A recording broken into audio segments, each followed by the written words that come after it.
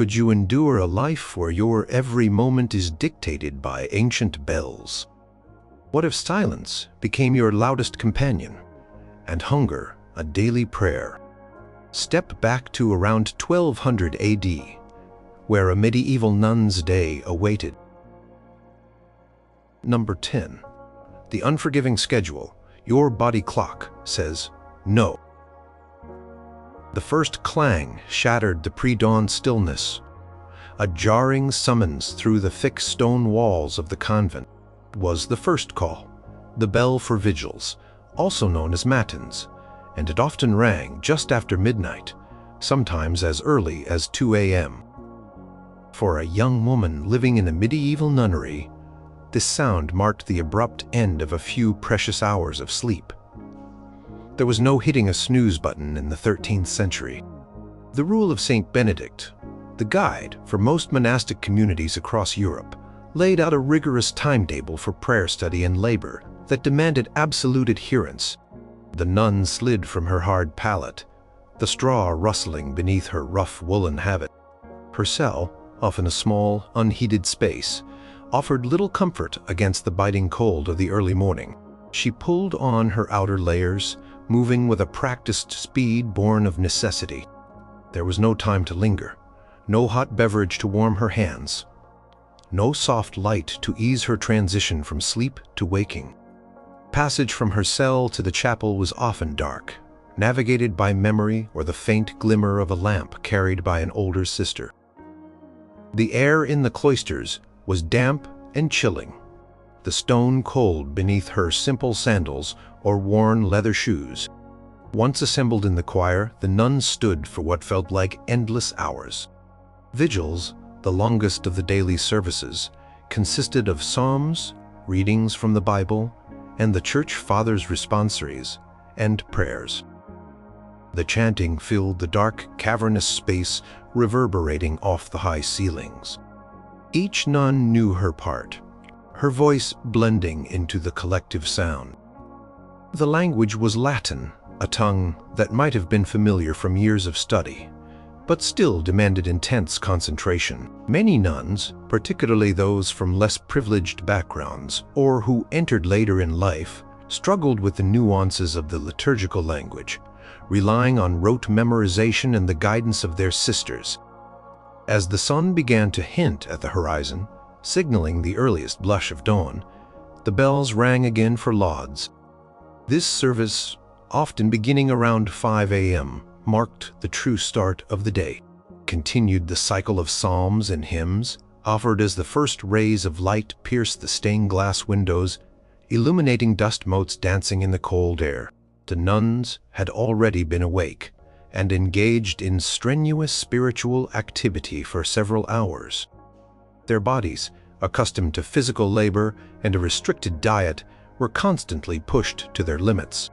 Following lauds, a short break might allow for personal prayer or a quick silent return to the dormitory, but soon after, around 6 a.m., the bell for prime sounded. This was the first of the day hours, a set of shorter services marking the progression of the day. Each service, whether vigils, lauds, or prime, was not merely a passive listening exercise. It required active participation. Standing, kneeling, bowing, chanting, and reciting from memory. Constant posture changes and vocal demands were physically draining, especially when compounded by sleep deprivation. Historians studying medieval monastic life often point to the relentless rhythm of the monastic day as a key factor in its demanding nature. Records from houses like the Abbey of Barking in England, a prominent Benedictine nunnery, show how closely they adhered to the Benedictine rules prescriptions. The lack of artificial light meant that much of the night office was conducted in dimness, relying on the memory of the texts and the guidance of the abbess or prioress. The schedule left little room for deviation or personal inclination. Every moment was structured, every action dictated by the communal rhythm of the convent. The sun's movement through the sky, marked by the position of shadows in the cloister, often served as the most reliable timepiece. The bell for terce usually rang around 9 a.m., marking the third hour of daylight. By this point, the nuns had already completed several hours of prayer, and often a chapter meeting or a period of instruction. Their minds were meant to be focused on God, their hearts overflowing with devotion. Yet, the human body yearned for rest, for warmth, for sustenance. The early morning chill often lingered within the thick stone walls, seeping into bones.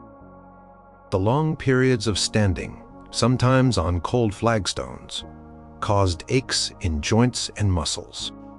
Even when periods of manual labor or study were scheduled, the expectation of internal spiritual vigilance remained. There was no concept of off-duty in the modern sense. Every moment was considered an opportunity for prayer or pious reflection. The monastic horarium or timetable was a tool for spiritual discipline, designed to draw the nun's entire being into a continuous act of worship. It was a life lived in service to God, minute by minute, hour by hour, from the first deep clang of the bell in the pre-dawn darkness until the last whispered prayer before sleep. The very notion of personal leisure or unscheduled time was practically non-existent. Number 9. The Great Chill. Forget warmth, embrace the cold. Stepping into a medieval nunnery, especially during the long dark months of winter, was often like entering a stone mausoleum. The buildings, constructed with thick stone walls and high vaulted ceilings, were designed for permanence and acoustic resonance, not for thermal comfort. Heating was a luxury almost unknown within the monastic complex, save for a few communal spaces. The nun's cell, a small chamber often measuring no more than 6 by 8 feet, was typically unheated. A single narrow window, glazed with translucent horn or small panes of glass, allowed some meager light, but did little to block the biting wind or the persistent damp. The cold was a constant companion, a pervasive presence that seeped into bones and settled into muscles. Stiffened fingers made breathing visible and turned daily tasks into struggles. In the dormitory, where nuns often slept in individual cells or communal beds, the air could be icy, especially in the hours before dawn when they rose for vigils.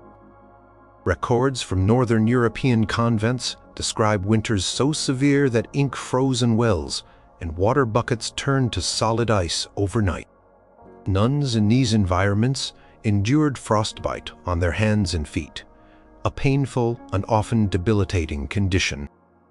The only consistent source of warmth in many nunneries was the warming room, or calefactory.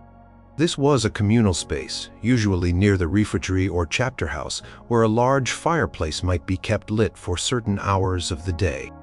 Here, nuns could briefly thaw their numbed hands, dry damp clothing, or warm up before returning to their unheated cells or the frigid chapel.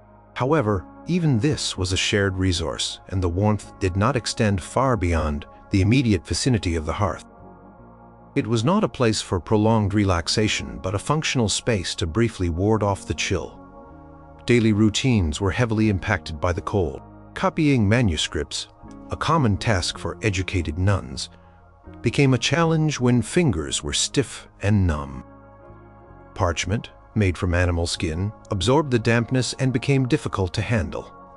And the ink, often water-based, could easily freeze or become sluggish. Chanting in the choir for hours in an unheated chapel meant that breath plumed visibly in the air, and voices could become hoarse from the dry, cold air. The very act of washing, when it occurred, was a bracing experience. There were no hot baths readily available, and the water drawn from a well or cistern was often icy. Hygiene practices, by modern standards, were minimal. Full-body bathing was rare, typically occurring only a few times a year, perhaps in the lead up to major feast days. The lack of running water, hot water heaters, and proper drainage made frequent washing impractical and difficult. Nuns relied on basin washes with cold water, often for just their hands and faces. This infrequent bathing, combined with the continuous wearing of thick woolen habits, contributed to issues of personal comfort and skin irritation. Concept of cleanliness is next to godliness in the medieval period, often referred more to spiritual purity than to bodily hygiene in the modern sense. The sanitary arrangements were also basic. Latrines were typically communal, unheated, and often consisted of a simple bench with holes emptying into a cesspit or a flowing stream. The air in these areas was notoriously foul, especially in warmer months. The lack of effective ventilation meant that odors could linger. Waste disposal for the entire convent, including kitchen scraps and human waste, was a constant concern. Cesspits needed regular emptying, often a task for lay servants or the nuns themselves. This environment, combined with limited personal hygiene, provided fertile ground for the spread of illness and discomfort. Records from the medieval period, such as those found in the archives of monasteries like the Abbey of Santa Chiara in Naples, suggest that illness was a common occurrence, particularly respiratory ailments, exacerbated by the cold and damp. The lack of proper heating and sanitation facilities directly contributed to the nuns' vulnerability to disease. Cold was not merely an inconvenience. It was a physical hardship that permeated every aspect of their daily existence, a constant reminder of the austere life they had chosen. The nuns endured this chill not with complaint, but as a form of penance, a physical mortification of the flesh that brought them closer to their spiritual ideals. Number 8. The plain palate. Bland food for days, months, years. The refectory, the communal dining hall of the nunnery, was a place of silence and sustenance, but certainly not culinary delight. The diet of a medieval nun, dictated by the rule of Saint Benedict and the specific customs of her order, was consistently plain, often monotonous, and strictly portioned. Forget roasted meats, rich sauces, or sweet desserts. A nun's meals were designed for spiritual discipline and basic survival, not enjoyment. Breakfast, if it was even served, was often a simple affair, perhaps a piece of bread and some ale or watered wine. For many nuns, the first substantial meal of the day came at midday, around the sixth hour. This main meal, called dinner, typically consisted of basic staples. Bread, often made from coarser grains like barley or rye, was the cornerstone of every meal. It was dense, dark, and often hard, requiring strong teeth and a strong will to chew through. Vegetables, usually seasonal and locally grown, made up another significant portion of the meal. Cabbage, onions, carrots, and various root vegetables were common, boiled into a simple pottage or stew. Legumes like peas and beans provided essential protein. Meat was a rarity, especially for the general community of nuns. The Benedictine rule, and many subsequent monastic rules, forbade the consumption of the flesh of four-footed animals, reserving it for the infirm. Fish was permitted, particularly on fasting days or during Advent and Lent, but it was often dried, salted, or smoked, making it less palatable than fresh catches. Records from convents occasionally show purchases of fish, but it was not a daily staple for the majority of the community. Poultry might be consumed on rare occasions, but again, sparingly. Fasting was an integral part of monastic life, extending beyond the traditional Lenten period. Nuns often observed regular fast days throughout the week, such as Wednesdays and Fridays, when meals might be reduced in quantity or limited to even plainer fare. During Advent and Lent, the fasting intensified. Meals were often reduced to one a day, taken in the late afternoon, and consisting of the barest essentials like bread and pottage. The purpose of this ascetic diet was not just to save resources, but to mortify the flesh, to discipline the body, and to focus the mind on spiritual matters rather than worldly pleasures. Supper, the evening meal, was typically a lighter version of dinner, or simply leftover bread and a drink. Quantities were modest, just enough to sustain the body for the night's prayers and the coming day's labor. There was no concept of snacking between meals. Any deviation from the strict regimen was considered a breach of discipline. The preparation of food was simple and functional. Herbs from the convent garden might be used for flavor or medicinal purposes, but elaborate seasoning was uncommon. The focus was on utility and spiritual benefit, not gourmet tastes. Cooking was often done communally in large cauldrons over open fires, with nuns taking turns performing kitchen duties. Kitchens themselves were smoky, functional spaces, lacking the refinements of a noble household. The environment of the refectory reinforced the disciplined nature of the meals. Nuns ate in silence, often listening to a reading from the Bible or a spiritual text by a designated sister. There was no casual conversation, no laughter, no discussion of the day's events. This silence was meant to encourage reflection and discourage gluttony or worldly chatter. Each nun had her designated spot, and meals were eaten with a solemn reverence. Any hunger, pangs, or cravings for more varied food were to be accepted as part of the spiritual journey, a minor suffering offered up to God. Examples of this austere diet can be found in the account books of medieval nunneries. For instance, the records from the Abbey of Godstow in England show consistent purchases of grain, vegetables, and small amounts of fish, reflecting the typical monastic diet. These accounts rarely list luxury items, emphasizing the practical and ascetic nature of their sustenance. The sameness of the diet, day in and day out, year after year, was a test of endurance in itself.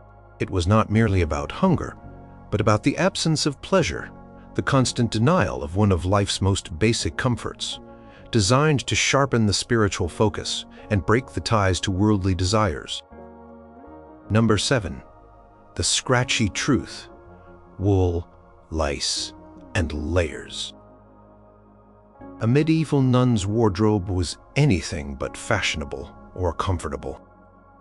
Her clothing was a uniform, a visible symbol of her vows and her separation from the secular world. It consisted of layers of rough, undyed wool and linen, designed for durability and modesty, not for comfort or warmth. The first layer was often a simple shift or chemise, made of coarse linen worn directly against the skin. While linen was somewhat softer than wool, it could still feel scratchy, especially after repeated washes with harsh lye soaps, or no washes at all.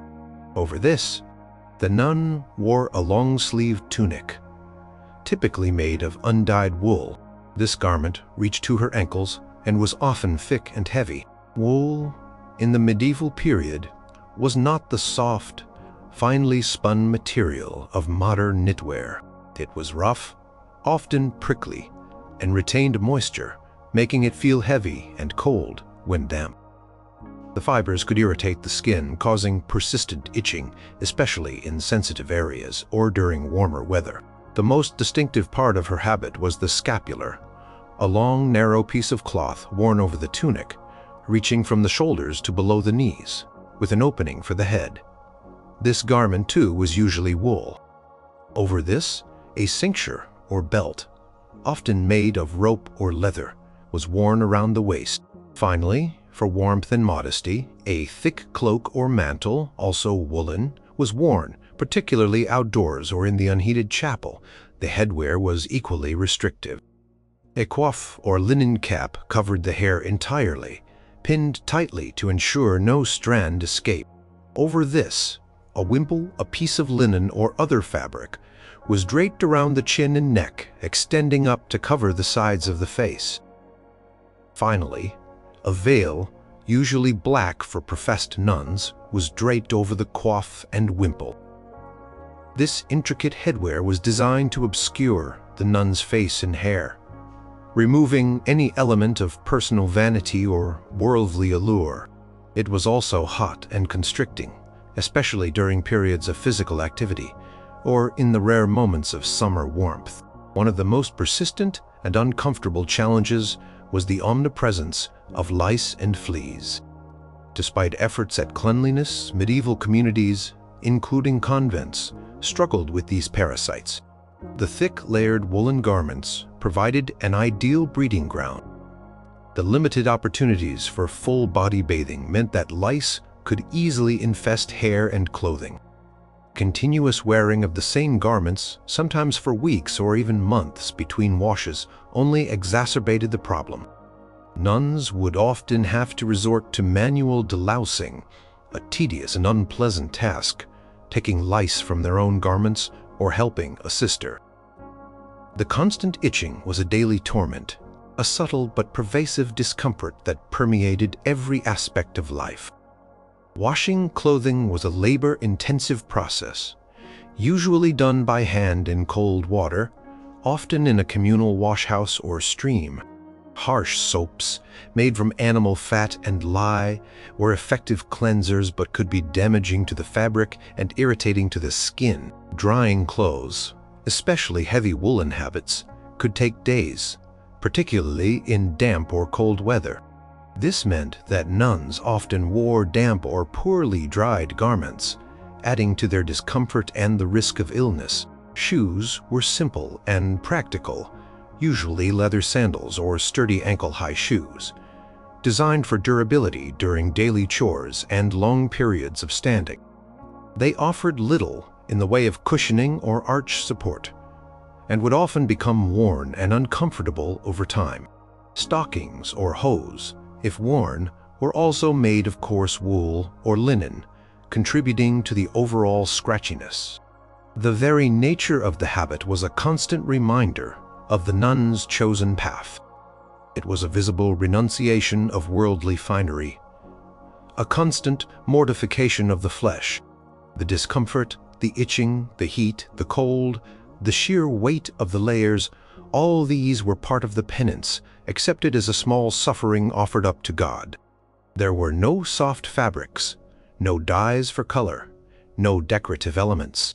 The uniform was meant to erase individuality and promote humility. Even the act of dressing was a solemn ritual, putting on the garments that marked her as a bride of Christ, distinct from the world she had left behind. Records from nunneries like Romsey Abbey indicate strict adherence to regulations regarding habit quality and appearance, emphasizing modesty and plainness above all else. Number 6. The daily grind. Your hands will ache. Life in a medieval nunnery was far from a purely contemplative existence. While prayer and study were central, rigorous manual labor formed a significant part of a nun's daily routine, often demanding a physically taxing commitment. The convent was a self-sufficient community to a large extent, and the nuns themselves were responsible for much of its upkeep and productivity. Your hands, accustomed to softer tasks, would quickly grow calloused and ache with the strain. One of the most common and essential tasks was textile work. Nuns were often skilled in spinning, weaving, and sewing. They produced much of their own clothing, including their habits, shifts, and veils. This involved laborious processes: cleaning raw wool, spinning it into thread, using a drop spindle or spinning wheel, then weaving the thread on a loom. Mending and patching worn garments was a constant chore, ensuring the longevity of their meager wardrobe. The repetitive motions of these tasks could lead to aching wrists, strained shoulders, and tired eyes, especially when working in dim light. Some convents were renowned for their high-quality embroidery, producing liturgical vestments or altar cloths, which required even greater precision and hours of meticulous needlework. Agricultural labor was another significant demand, particularly in convents that managed their own lands. Nuns might be involved in tending kitchen gardens, cultivating vegetables, herbs, and fruits for the community's consumption. This involved digging, weeding, planting, and harvesting, often done by hand without the benefit of modern tools. The work was seasonal but intense, particularly during planting, and harvest times. Records from English nunneries like the Priory of St. Radegund, Cambridge, reveal that some nuns were deeply involved in the management and labor of agricultural estates, demonstrating their physical contribution to the convent's economic survival. Beyond the gardens, nuns were often responsible for preparing food. This meant more than just cooking. It involved grinding grain into flour, kneading large quantities of dough for daily bread, chopping and preparing vegetables for pottage, and preserving food through salting, drying, or pickling. These tasks, performed in primitive kitchens with heavy utensils and over open fires, were physically demanding and time-consuming. Imagine kneading enough dough for a community of 50 or more people, day after day. Cleaning and maintenance of the convent itself was a continuous effort. The vast stone buildings accumulated dust and dirt. Nuns would sweep floors, clean out latrines, fetch water from wells or cisterns, and carry it to various parts of the convent for washing and cooking. Firewood needed to be gathered, chopped, and carried to the warming room and kitchens. Candles and lamps needed to be cleaned and replenished, often involving the arduous task of rendering tallow or beeswax. The very act of living in a large, unmodernized building required constant physical effort. For some nuns, intellectual labor was also a significant part of their work. Copying manuscripts in the scriptorium was a highly skilled and time-consuming activity. This involved preparing parchment, ruling lines, carefully copying texts in Latin or sometimes the vernacular, and sometimes illustrating or illuminating manuscripts. While less physically strenuous than farming, it demanded immense concentration, steady hands, and often led to eye strain and back pain from long hours bent over a desk in a cold, dim room. Notable examples include the work of Hildegard of Bingen, a German abbess, whose intellectual contributions included texts on medicine, theology, and music, all produced within the demanding framework of monastic life. The labor was not merely a practical necessity. It was also considered a form of spiritual discipline, as outlined in the Benedictine rule's emphasis on ora et labora, pray and work, kept idleness at bay, fostering humility and self-sufficiency. There was no shirking of duties. Every nun was expected to contribute, according to her abilities, with the older or infirm perhaps assigned lighter tasks. The satisfaction came not from personal gain or comfort, but from contributing to the well-being of the community and offering one's physical effort as a form of devotion. Constant demands on the body meant that soreness, fatigue, and minor injuries were common companions, a testament to the strenuous nature of their daily grind. Number 5. The Latin Labyrinth. Good luck understanding Mass. For most medieval people, including many nuns, the language of the Church was Latin. While the rule of Saint Benedict did encourage literacy, particularly for scriptural study, and some convents were centers of learning, widespread fluency in liturgical Latin was not a given for every nun. Imagine attending multiple services every day where nearly every word spoken, sung, or read aloud is in a foreign tongue. This was the Latin labyrinth, a constant challenge for comprehension and active participation.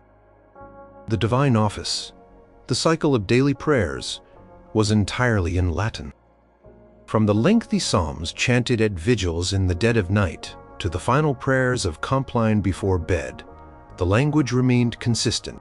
Even if a nun had received some education before entering the convent or gained literacy within its walls, truly understanding the complex theological nuances and biblical allusions within the Latin texts required deep study and dedicated effort. For those from less privileged backgrounds or who entered the convent later in life with minimal schooling, the experience could be akin to listening to a beautiful but largely unintelligible song for hours every day. Mass itself, the central act of Christian worship, was also conducted entirely in Latin. Priest, often a male chaplain serving the nunnery, would recite the liturgy, perform the sacrament of the Eucharist, and offer the prayers in a language that, while sacred, was not the vernacular of the common people, nor necessarily fully grasped by all the nuns present. The sermon, if one was given, might occasionally be in the local language, but this was not always the case, and sermons were not a daily occurrence in all convents. The challenge extended beyond mere comprehension. Active participation in the prayers and responses required memorization, often by rote, of the Latin texts. Nuns learned the psalms, hymns, and responses through repetition, their voices blending into a harmonious chorus, even if the precise meaning of every word remained elusive to some. The physical act of chanting, of standing, kneeling, and bowing at specific points in the liturgy provided a different kind of engagement, a bodily participation in the sacred ritual. For a nun, struggling to grasp the meaning of the Latin liturgy, her faith was often expressed through devotion, reverence for the ritual, and a deep sense of connection to the community and to God, rather than a word-for-word understanding of every prayer. She might understand the broad themes of the service, repentance, praise, petition, but the intricate theological arguments or the specific historical context of a biblical reading might pass her by. The emphasis was on the performance of the liturgy as an act of worship itself, a continuous offering to God. Some convents provided instruction in Latin for their nuns, particularly for those who would become prioresses, abbesses, or who were designated for duties in the scriptorium or as chant mistresses. Illuminated manuscripts of psalters and breviaries, often found in monastic libraries, sometimes contained glosses or vernacular translations in the margins, suggesting that even educated nuns found the Latin challenging or sought deeper understanding. Figures like Hrotswitha of Gandersheim, a 10th century canoness, wrote plays and poems in Latin, demonstrating a high level of classical education available in some monastic centers. The Latin labyrinth served as a barrier and a filter separating the sacred from the mundane and requiring a particular kind of engagement with the divine.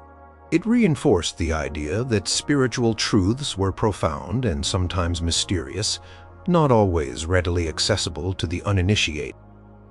For the nun, it meant that her daily spiritual nourishment came not just from explicit understanding, but from the rhythm, the sound, and the communal experience of prayer, trusting that the sacred words, even if not fully grasped, held divine power. Constant exposure to Latin year after year eventually imbued many with a foundational understanding.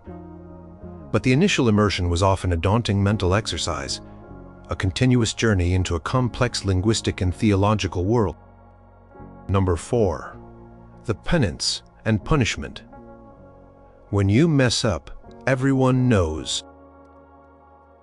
Life in a medieval nunnery operated on a strict code of conduct, governed by the rule of Saint Benedict and supplementary customaries unique to each house. Breaking these rules, no matter how minor, was not taken lightly.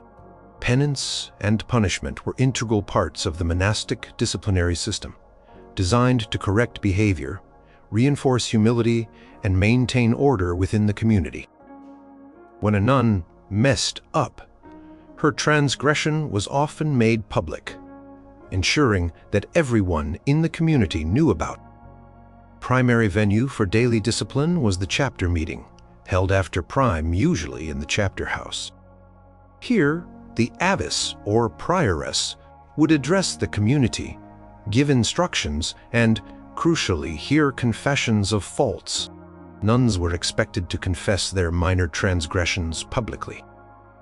This practice, known as confession of faults or declaration of faults, required a nun to stand before the entire community and acknowledge her errors. These could range from being late for a service, speaking out of turn, spilling food in the refectory, or misplacing a communal item. The public nature of this confession was designed to foster humility and deter future misbehavior. After the confession, the abbess would assign a penance. These penances were rarely severe in the modern sense, but were designed to be humiliating or inconvenient. For a minor fault, a nun might be assigned to eat her meal apart from the community, on the floor, or on bread and water only.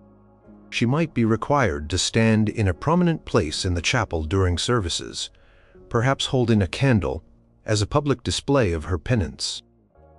Other common penances included prostrating herself on the ground, performing extra prayers or psalms, or undertaking particularly unpleasant chores.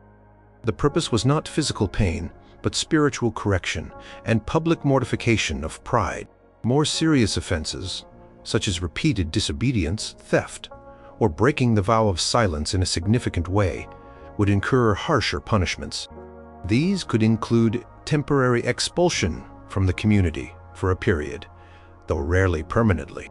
A nun might be placed in isolation, forbidden from speaking to her sisters, or assigned to a severe regime of fasting.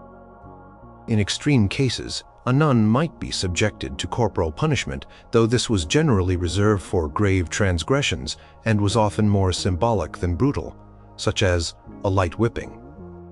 However, the exact severity varied by convent and era. Accounts from some convents indicate that physical punishments were occasionally used, especially for younger novices who struggled with discipline. Constant threat of public exposure, for even minor faults, created a strong incentive for conformity. The communal nature of monastic life meant that privacy was minimal and every action was potentially observed.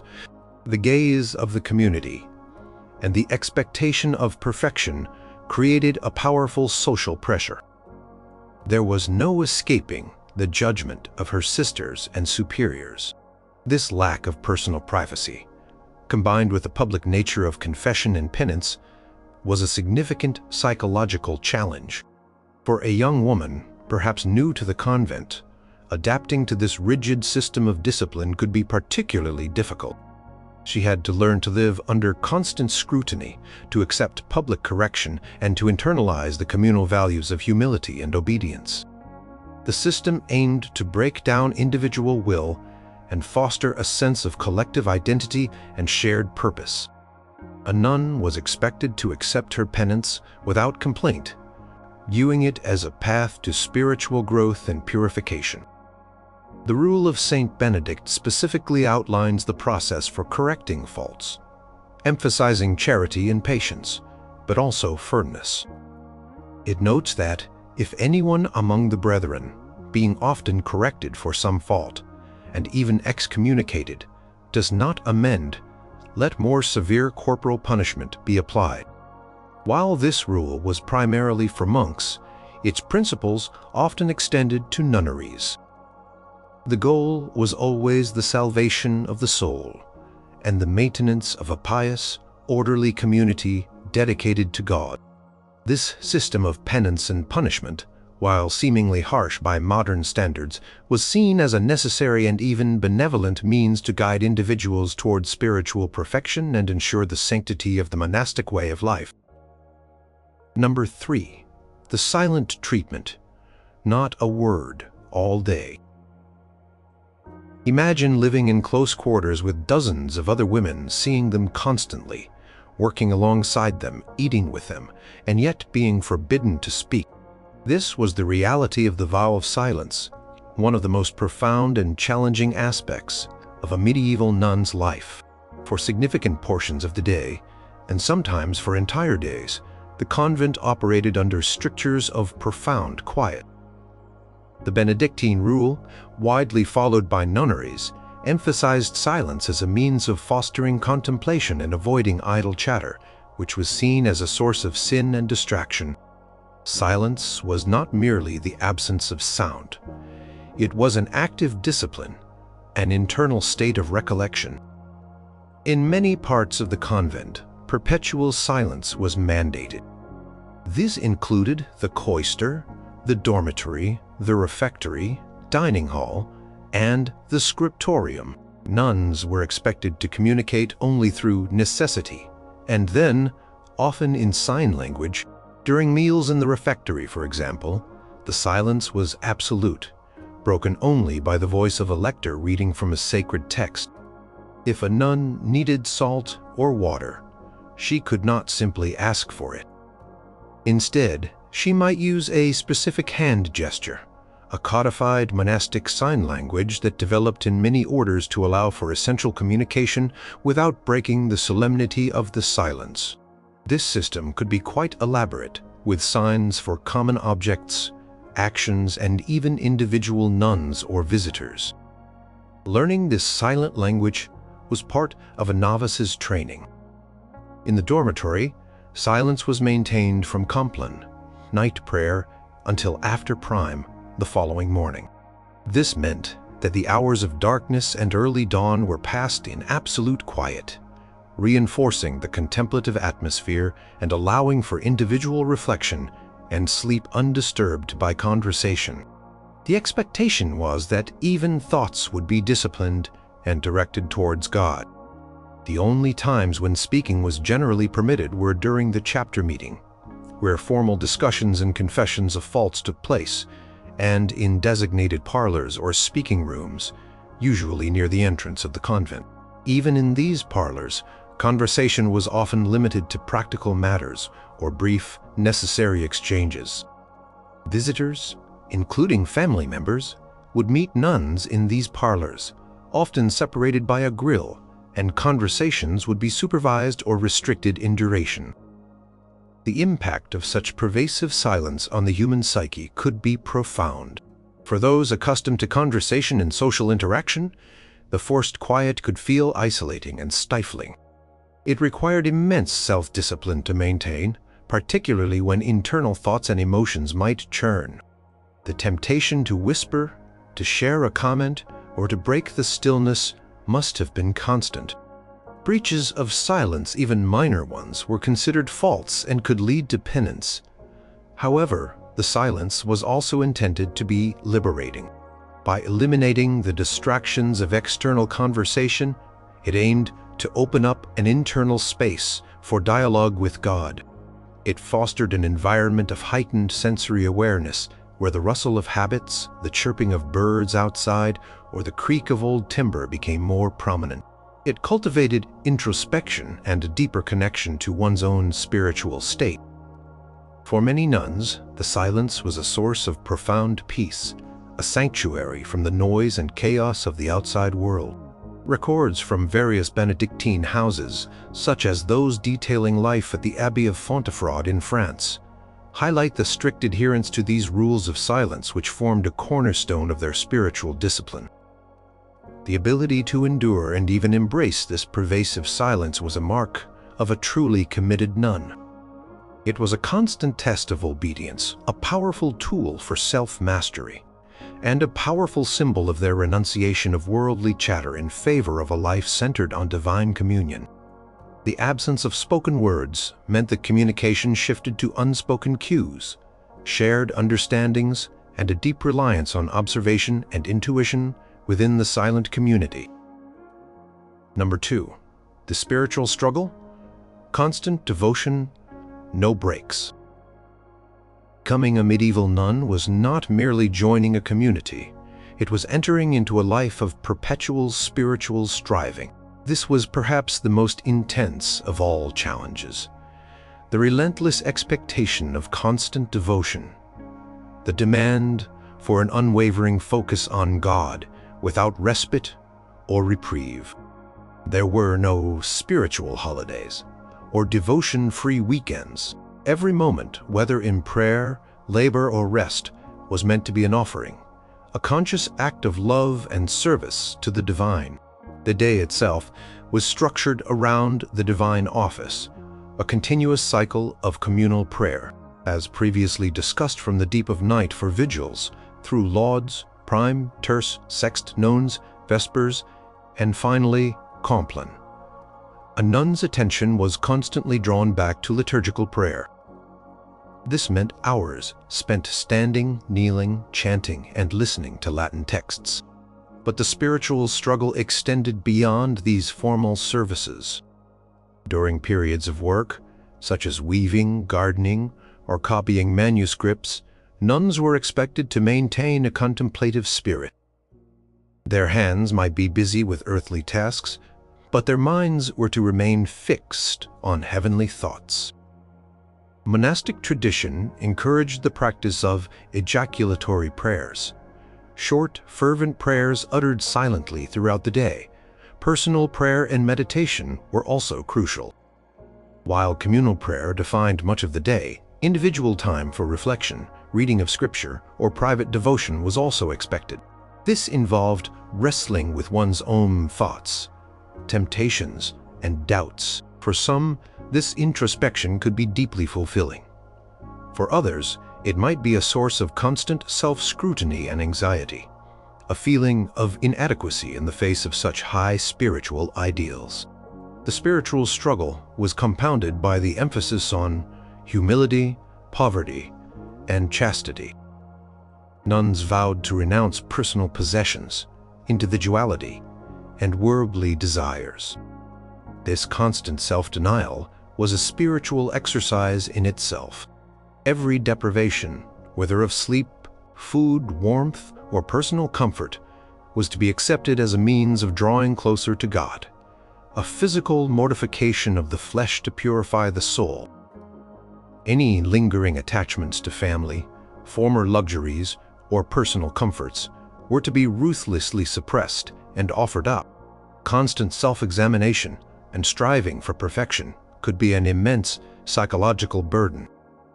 Medieval spirituality often focused on sin and salvation, with a keen awareness of personal failings. Nuns were encouraged to confess their sins regularly, both publicly at chapter and privately to their spiritual director. This constant process of self-assessment could lead to periods of profound doubt, desolation, or spiritual dryness, where the comforting presence of God seemed absent. Figures like Mechthild of Magdeburg, a 13th-century German mystic, documented such spiritual struggles and intense periods of both divine presence and profound absence in her writings, offering a rare glimpse into the inner life of a medieval woman deeply committed to God. The communal aspect of spiritual life also carried its own challenges. While living in community offered support and shared purpose, it also meant conforming to the spiritual pace and practices of others. There was pressure to appear pious, to participate fully, and to avoid any sign of spiritual weakness or distraction. The ideal was a harmonious chorus of devotion, where each individual contributed to the collective sanctity of the convent. There was no off switch for devotion. The life of a nun was a continuous pilgrimage, a constant effort to purify the soul and draw nearer to the divine. Even sleep was seen as a necessary break to replenish the body for further spiritual exertion. The very structure of the monastic day, with its bells marking prayer times, was designed to prevent any prolonged wandering of the mind or soul from its ultimate purpose. This unwavering, lifelong commitment to spiritual perfection, with its joys and profound challenges, defined the very essence of being a medieval nun. It demanded incredible mental and emotional fortitude, a sustained effort to keep one's heart and mind continuously directed towards the sacred in every single moment. Number 1. The worldly farewell. Saying goodbye to everything you knew. Perhaps the most profound and irreversible challenge for a medieval nun was the moment she truly severed ties with her former life. Entering the convent was not a temporary retreat or a casual decision. It was a permanent farewell to everything familiar: family, personal possessions, social status, and the world outside the convent walls. This act of worldly farewell was a spiritual and emotional earthquake, defining her existence from that day forward. For many young women, often entering as novices in their early teens, or even younger, the convent became their entire world.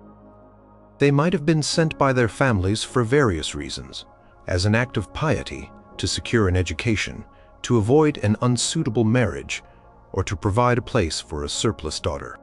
Regardless of the initial impetus, once a nun took her solemn vows, there was no going back. The doors of the convent effectively closed behind her, symbolizing a complete break with her past. Contact with family was severely restricted. While some convents allowed occasional visits from close relatives, these meetings were typically supervised, brief, and conducted through a grill in a designated parlor. There was no casual mingling, no return home for holidays, no visiting ailing parents. Letters might be exchanged, but they too would be scrutinized. The emotional distance from loved ones, especially parents, siblings, or even children if she had been widowed, was a constant, unspoken burden. The love and companionship she once shared with her kin were replaced by the spiritual bond with her sisters in Christ. Personal possessions were renounced. Upon entering, a woman surrendered all her worldly goods, her fine clothes, jewelry, books, and any personal mementos were given away or became property of the convent. She embraced a life of poverty, wearing the simple, unadorned habit and owning only the barest necessities provided by the community. This material stripping away was a powerful symbol of her renunciation of worldly attachments. There was no personal space filled with cherished objects, no private wealth to draw upon, just communal property and a shared life of austerity. Social status and personal identity, as they existed in the secular world, were also dissolved. A noblewoman entering the convent might still be treated with some deference due to her family's connections, and these connections could benefit the convent through donations. However, within the spiritual hierarchy of the nunnery, her secular status diminished. She was now primarily a nun, defined by her vows and her place within the monastic community, rather than by her birthright. Her former name might even be changed upon her profession, further erasing her individual worldly identity and embracing a new one in Christ. The physical confinement within the convent walls was also a part of this farewell. Most medieval nunneries were enclosed, meaning nuns rarely left the monastic precinct. Their lives unfolded entirely within the cloister, the church, the refectory, the dormitory, the gardens, and the workrooms. The outside world, with its bustling markets, changing seasons, political intrigues, and personal dramas, became a distant echo.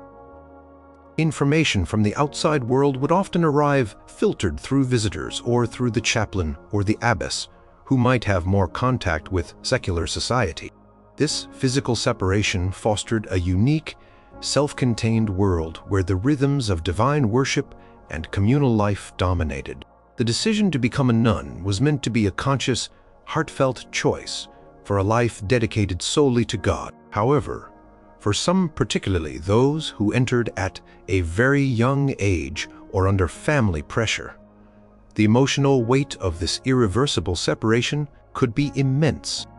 It required a profound psychological adjustment, a complete reorientation of one's identity and purpose. There was no looking back, no possibility of changing one's mind and returning to the world. The nun had made a lifelong commitment, and her worldly farewell was a daily reality, a continuous act of surrender and devotion to her new sacred existence. For centuries, this profound separation from the world defined the spiritual courage and sacrifice of women who chose the monastic path.